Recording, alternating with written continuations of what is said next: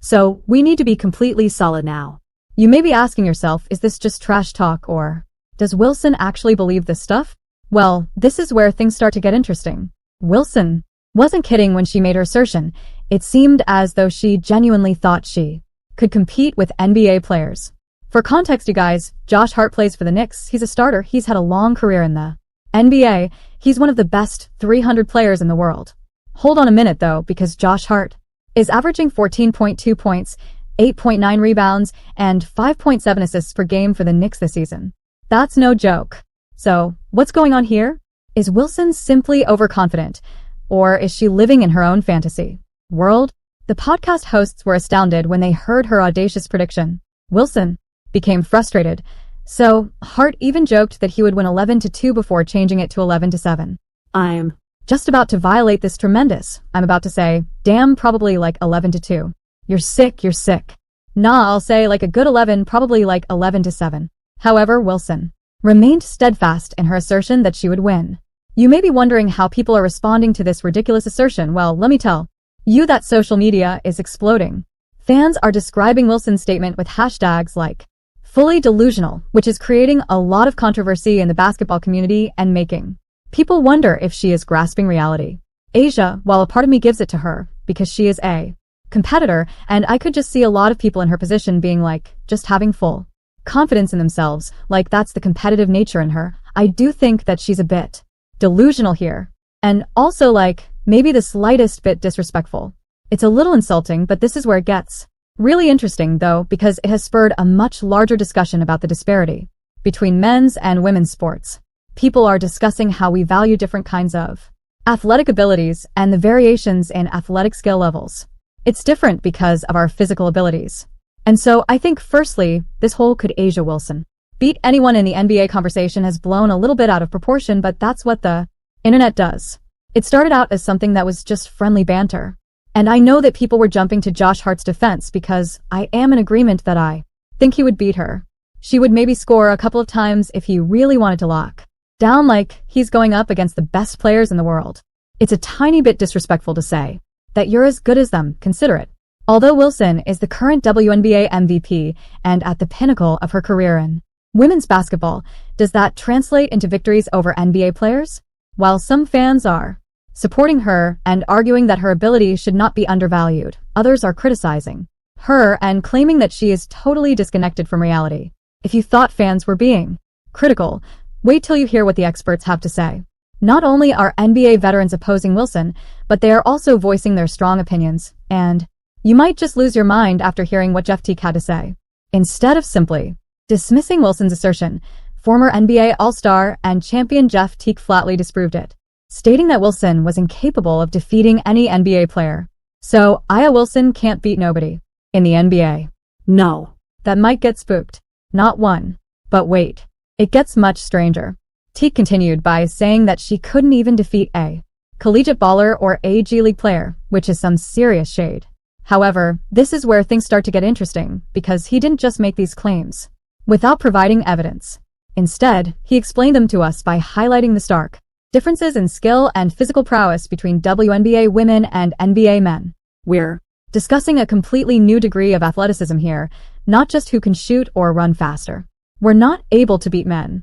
That is why we have women's sports and why we have men's sports. There are different categories because there are different physical advantages that men have naturally biologically that we don't have, but we shouldn't have to. We don't have to compete with them. We shouldn't have to compete with them. And we also shouldn't be compared to them because it's different. You may now be considering, come on, the gap can't be that large. Can it? Teague presents some astounding statistics. He brought up the fact that even NBA bench players used to average 40 points a game in high school and college.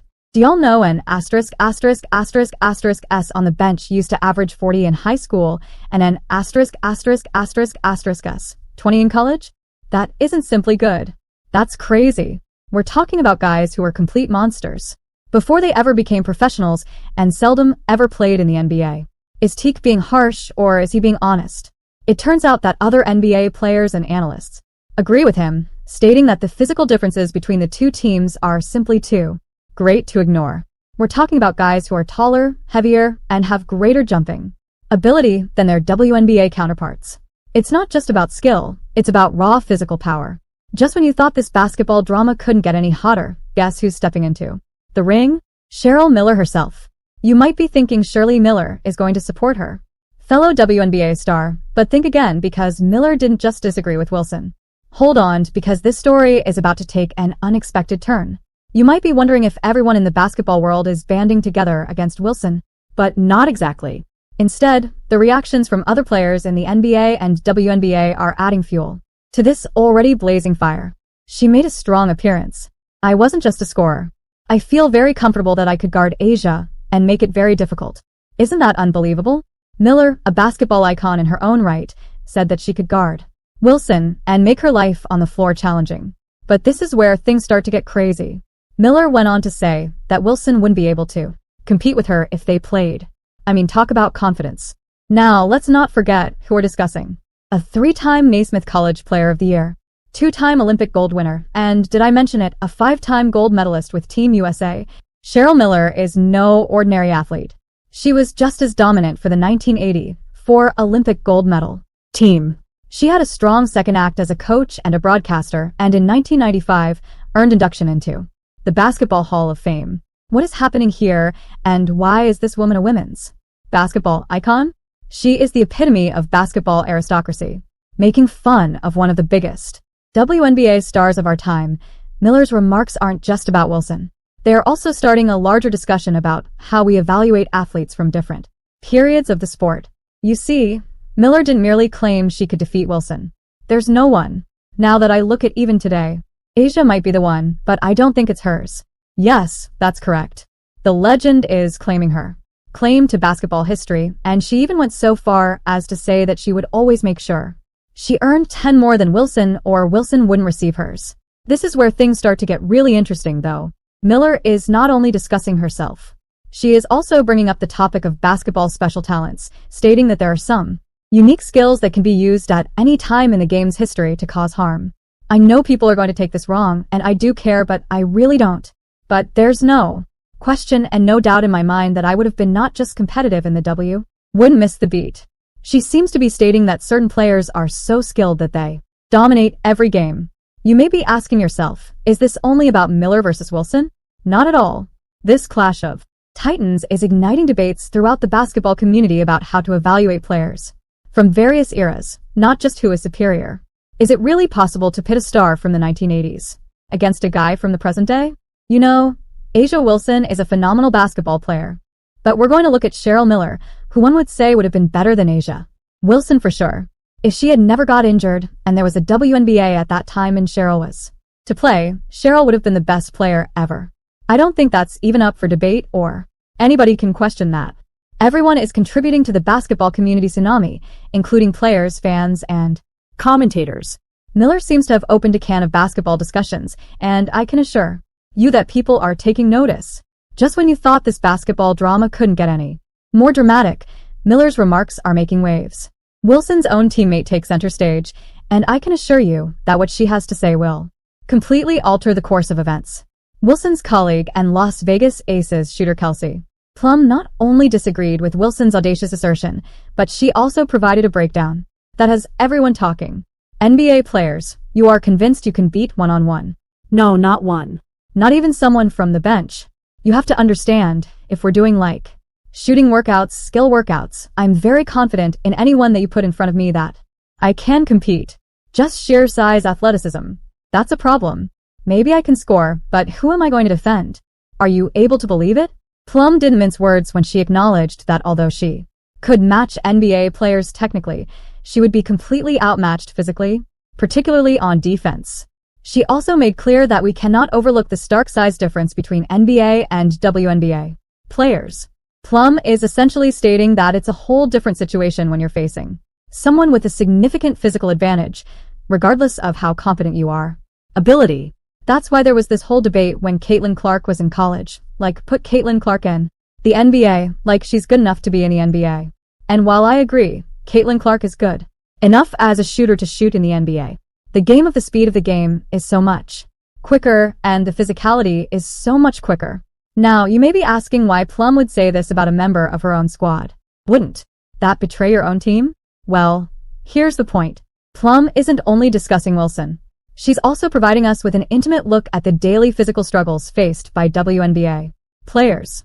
It's as like she's taking back the curtain to reveal what it's truly like to compete at that level. When it comes to just skills, they're not competing physically against one another. I would put money on some WNBA players that they could outshoot certain NBA players.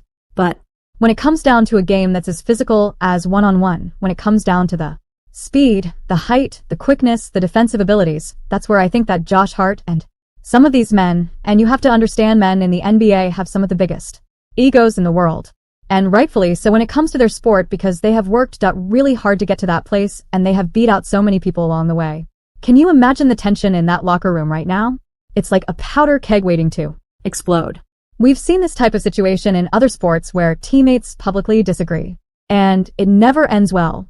But wait, there's more. The Las Vegas Aces team management hasn't said a word about all this drama. Fans' perceptions of the team and performance are both impacted by team chemistry. Can you believe how A.A. Wilson's assertion has ignited a fire in the basketball community, igniting a heated discussion about gender and athletics in sports? This controversy is forcing us to examine our perceptions of male and female athletes and the standards we hold them to. It comes down to the common sense of it all. I don't think it's going to happen, and I don't think that it should get to the point where we're online making this argument so serious. It's truly not that serious. I don't truly think that it's going to happen, that Asia will ever play an NBA player. I mean, she could maybe set up with a G League player or somebody in that regard. I don't think an NBA player is going to agree to play her one-on-one. And I think that we would find out pretty quickly the difference in skill and ability and physical ability. This is where things start to get really fascinating because it's not just about Wilson anymore. It's starting a much larger discussion about how we appreciate different types of athletic skills and how men's and women's sports differ from one another. You might think it's just basketball, but it's so much more than that. It's forcing us to reconsider our preconceived notions about gender and sports. What do you think? Is Wilson just incredibly self-assured? Or is she completely off base? Please share your thoughts in the comment section below. And don't forget to hit the subscribe button for more sexy perspectives on the basketball world. I promise you won't want to miss what's coming up next. Thanks for watching and subscribe my channel.